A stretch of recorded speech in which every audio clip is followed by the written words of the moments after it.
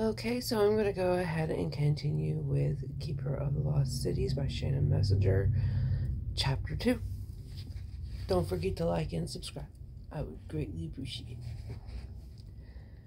The next second was a blur. The car swerved right, missing Sophie by inches, then jumped the curb and sideswiped a street light. The heavy steel lantern cracked from its base and plummeted towards Sophie. No!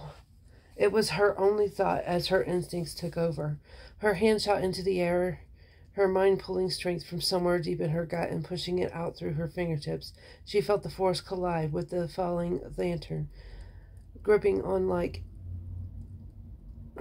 it was an extension of her arm. As the dust settled, she looked up and gasped. The bright blue light floated above her, somehow held up by her mind. It didn't even feel heavy, though she was sure it weighed a ton. Put it down. A familiar, accident voice warned, bringing her out of her trance. She shrieked and dropped her arm without thinking. The streetlight hurtled toward them. "Watch out!"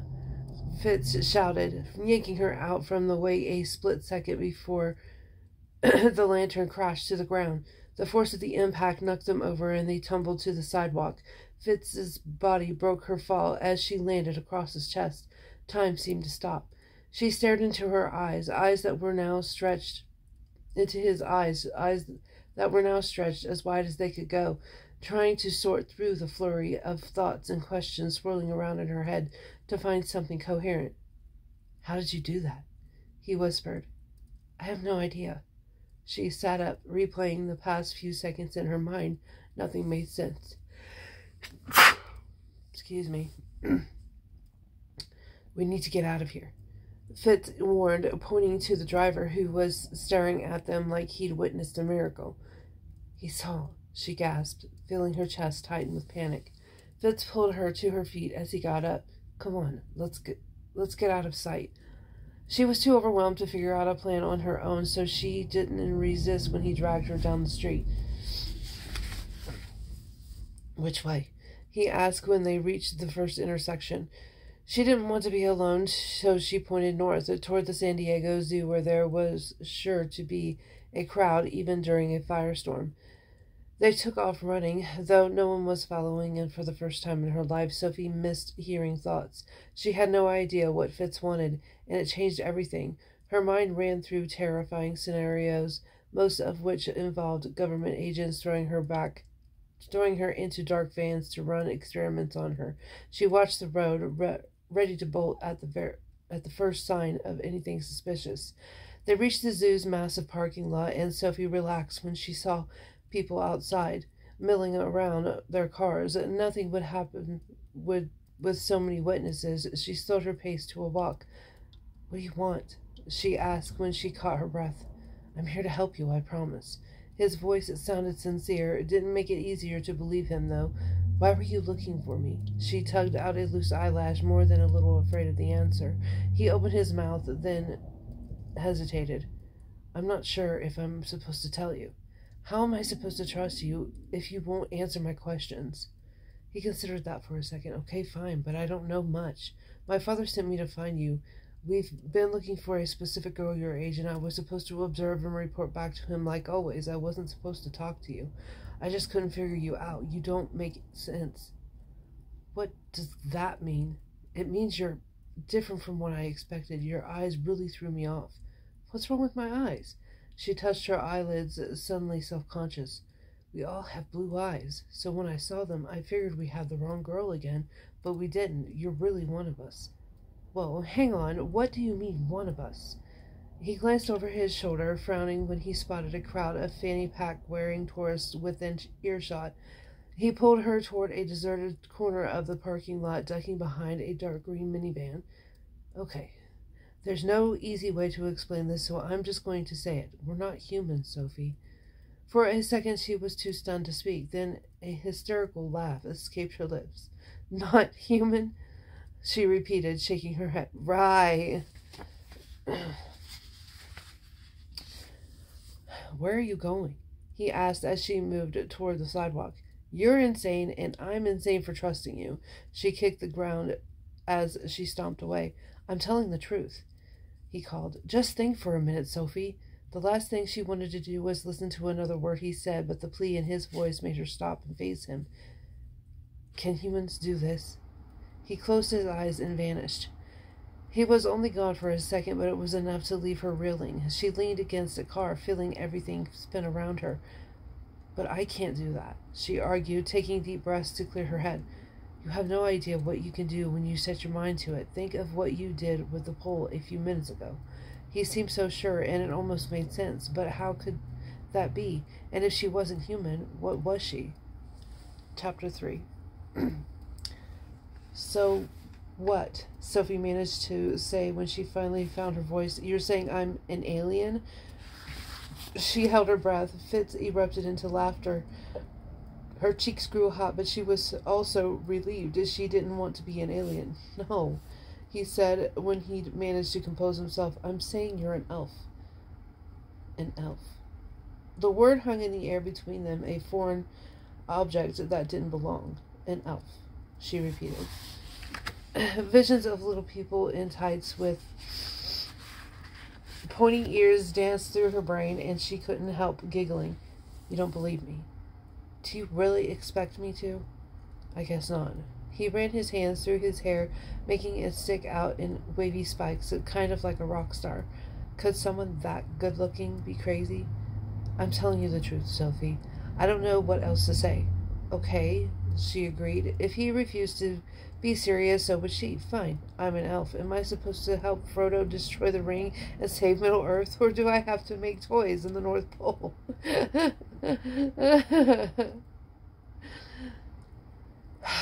Would it help if I showed you? Oh, sure. This ought to be good. She folded her arms as he pulled out a slender silver wand with intricate carvings etched into the sides. At the tip, a small round crystal sparkled in the sunlight. Is that your magic wand? She couldn't resist asking. Actually, it's a pathfinder. He spun the crystal and locked it into place with a silver latch at the top. Now this can be dangerous. Do you promise you'll do exactly what I tell you to do? Her smile faded. That depends. What do I have to do? You need to take my hand and concentrate on holding on. And by concentrate, I mean you can't think about anything else, no matter what happens. Can you do that? Why? Do you want proof or not? She wanted to say no. He couldn't actually prove anything. What was he going to do? Whisk her away to some magical elf land? But she was curious. And really, what harm could come from holding someone's hand? She willed her palms not to sweat as their fingers laced together. Her heart did that stupid fluttery thing again, and her hand tingled everywhere their skin touched. He glanced over his shoulder, scanning the parking lot again. Okay, we're alone. We go on 3. You ready? What happens on 3?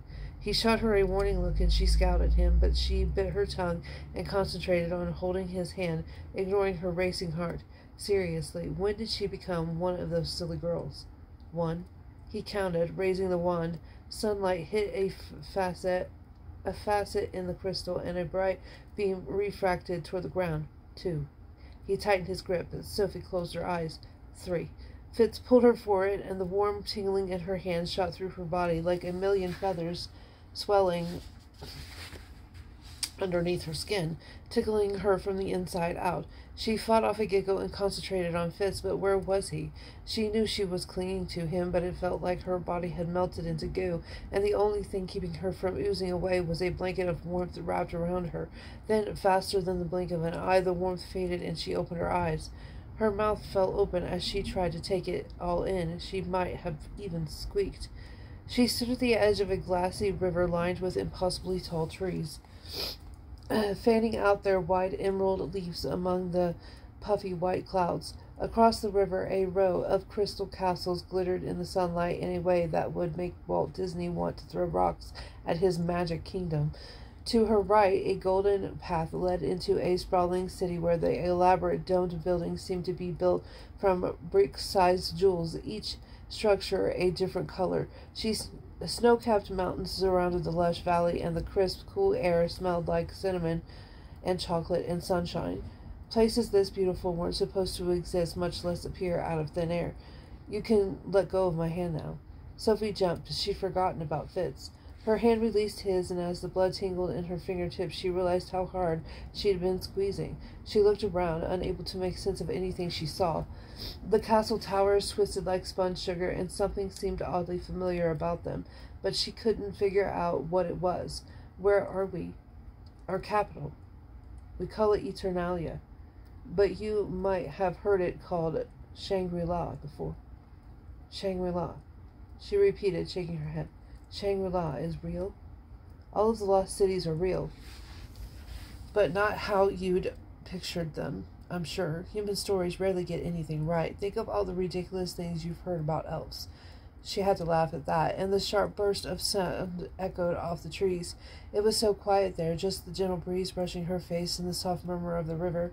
No traffic, no chatter, no hammering, unspoken thoughts. She could get very used to the silence, but it felt strange, too, like something was missing. Where is everyone? She asked, rising on her tiptoes to get a better view of the city. The streets were a ghost town. Fitz pointed to a dome building that towered over all the others. The green snows of its walls looked like giant emeralds, but for some reason the building sparkled less than all the others. It looked like a serious place for serious things. See the blue banner flying? That means a tribunal is in progress. Everyone's watching the proceedings. A tribunal? When the council, basically our royalty, holds a hearing to decide if someone's broken a law. They're kind of a big deal when they happen. Why? He shrugged. Laws are rarely broken. Well, that was different. Humans broke the law all the time. She shook her head. Was she really thinking of humans as something other? But how else could she explain where she was? She tried to wrap her mind around the idea, tried to force it to make sense. So, she said, cringing over her ridiculous next question, this is magic? Fitz laughed, a full body laugh, like it was the funniest thing he'd ever heard. She glared at him.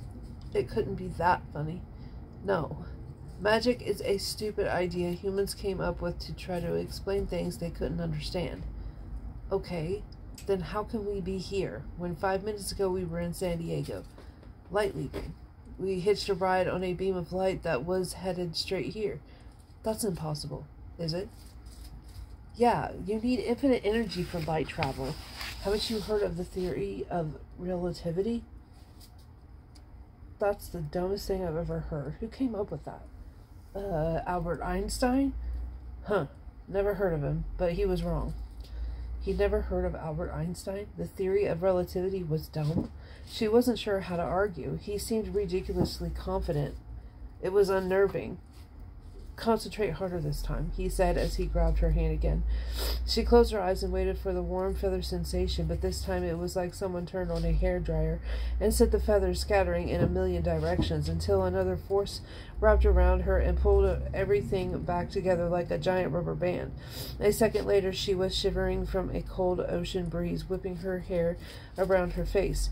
Fitz pointed to the massive castle in front of them, which glowed like the stones were carved from moonlight. How do you think we got here? Words failed her. It really had felt like the light passed through her, pulling her along with it. But she couldn't bring herself to say it, because if that was true, every science book she'd read was wrong. You look confused, he observed. Well, it's like you're saying, hey, Sophie, take everything you've ever learned about anything and throw it away. Actually, that is what I'm saying. He flashed a smug grin. Humans do the best they can, but their minds can't begin to comprehend the complexities of reality. And what elves' minds are better? Of course. Why do you think you're so far ahead of your class? The slowest elf can still trump a human, even one with no proper education. Her shoulders sagged as Fitz's words sank in. If he was right, she was just some stupid girl who knew nothing about anything. No, not a girl, an elf. Chapter 4. The scenery blurred, but whether it was from tears or panic, Sophie couldn't be sure. Everything she knew was wrong. Her entire life was a lie. Fitz nudged her arm. Hey, it's not your fault. You believed what they taught you. I'm sure I'd have done the same thing, but it's time you knew the truth. This is how the world really works. It's not magic, it's just how it is. The castle bells chimed, and Fitz yanked her behind a large rock as a gateway opened. Two elves with floor-length velvet capes draped over their black tunics emerged, followed by dozens of bizarre creatures marching in military formation down the rocky path. They were at least 7 feet tall and wore only black pants, leaving their thick muscles prominently on display. With their flat noses and coarse gray skin, which fell in pleat folds, they looked part alien, part armadillo. Goblins, Fitz whispered. Probably the most dangerous creatures you'll ever meet, which is why it's a good thing they signed the treaty. Then why are we hiding? She whispered, hating her voice for trembling. We're dressed like humans. Humans are forbidden in the lost cities, especially here in Luminaria. Luminaria is where all the other worlds come together. Gnomes, dwarfs, ogres, goblins, trolls. She was too overwhelmed to even think about the other creatures he was mentioning, so she focused on the better question. Why are humans forbidden? They betrayed us. The ancient counselors offered them the same treaty they made with all the intelligent creatures, and they agreed. Then they decided they wanted to rule the world, like it even works that way, and started planning a war. The ancients didn't want violence, so they disappeared, forbid any contact with humans, and left them to their own devices. You can see how well that's worked out for them. Sophie opened her mouth to defend her race, but she could see Fitz's point. War, crime, famine. Humans had a lot of problems. Plus, if everything he was saying was true, they weren't her race. The realization chilled her much more than the frigid wind licking her cheeks. The stories told by the humans who'd known us must have sounded impossible after we disappeared, and eventually they evolved into the crazy myths you've heard. But this is the truth, Sophie. This is who you are. This is where you belong. Where you belong. She'd waited her whole life to hear those 3 simple words. I'm really an elf, she whispered. Yes. Sophie peeked through the rocks at the glowing castle, a place that wasn't supposed to exist but was somehow right in front of her. Everything he was telling her was insane, but she knew it was true. She could feel it, like a crucial piece of her identity had clicked into place. Okay, I believe you. A loud clang sounded as another gate closed. Fitz stepped out of the shadows and pulled out a different wand. No Pathfinder, sleek and black with a cobalt blue crystal. Ready to go home? Home. The word jolted her back to reality. Mr. Sweeney would call her mom when she didn't get on the bus. She needed to get home before her mom freaked. Her heart sank a little. Reality seemed so bland and boring after everything she'd seen. Still, she took his hand and stole one last look at the incredible view before the blinding light swept it away. The smoky ash stung her lungs after the crisp, fresh air of Luminaria. Sophie looked around, surprised she recognized the plain, square houses on the narrow, tree-lined street. They were a block away from her house, and she decided not to ask how he knew where she lived. Fitz coughed and glared at the sky. You'd think humans could handle putting out a few fires before the smoke pollutes the whole planet. They're working on it. Plus, these aren't normal fires. The arsonist used some sort of chemical when he started them, so they're burning white hot, and the smoke smells sweet. Usually, wildfires made the city smell like barbecue. This time it was more like melting cotton candy, which was actually kind of nice if it didn't burn her eyes and rain ash. Arsonists. Why would anyone want to watch the world burn? I don't know, she admitted. She had asked herself the same question, and she wasn't sure there was an answer. Fitz pulled the silver Pathfinder out of his pocket. Are you leaving? She asked, hoping he didn't notice the way her voice hitched. I have to find out what my dad wants to do now, if he even knows. Neither of us thought you were going to be the girl. The girl. Like she was someone important. If she could hear his thoughts, she'd know what he meant, but his mind was still a silent mystery, and she still had no idea why. He's not going to be happy I took you to our cities, he added, even though I was careful no one saw us. So please don't tell anyone about anything I've shown you today.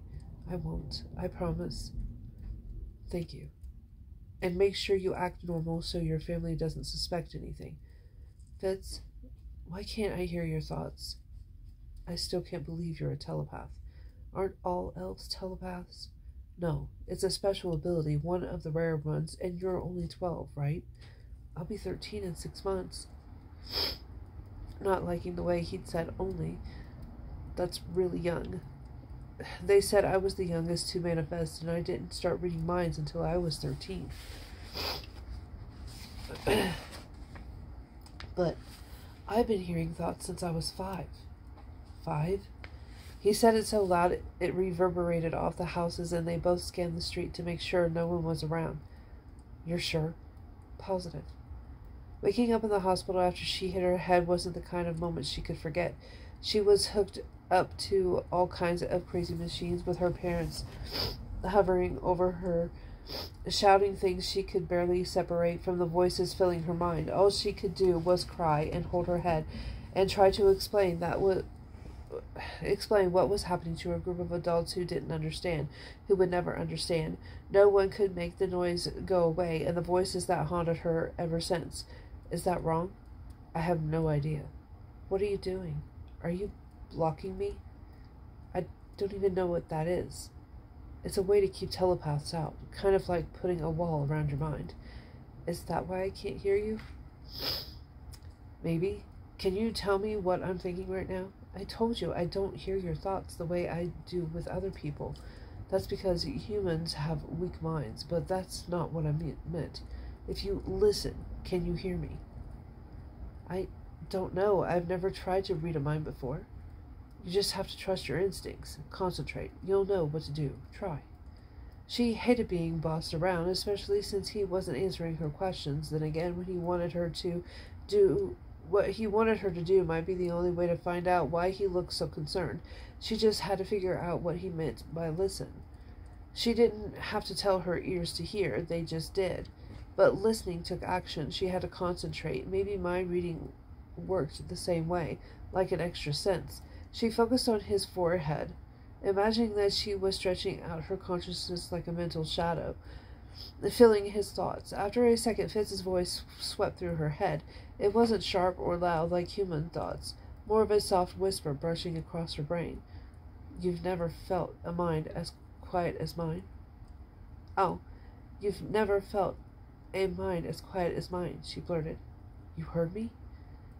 Was I not supposed to? No one else can. And you can't read my mind? He shook his head. Not even when I try my hardest. Why?